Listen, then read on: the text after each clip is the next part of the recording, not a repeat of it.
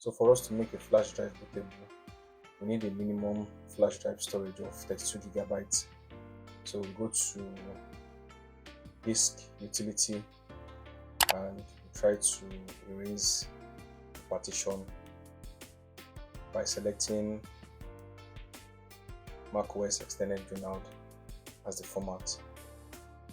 Then erase. This process I was renaming the flash drive, but we really don't need to rename it, and we will see the reason why later in this video. Then you want to open your terminal,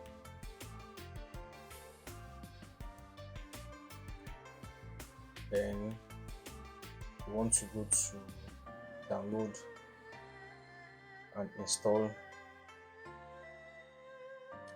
the file that was downloaded. I'll provide the link in the description below of the file. Then go to application because the files have been extracted to application. Then you open the contents, package contents for Sequioa. Then you're trying to run command in terminal. So we open the resources and type in sudo in the terminal point. Then you drag the create install media, and after that you put a dash dash space, then dash dash, then type in volume, then drag the Sequioa partition to terminal, then enter, and it will prompt you for a password. Enter your password and enter also. Then you type in yes, that's why, and enter. Then it will first erase the flash drive. Don't forget to back up files you have on the flash drive if you have any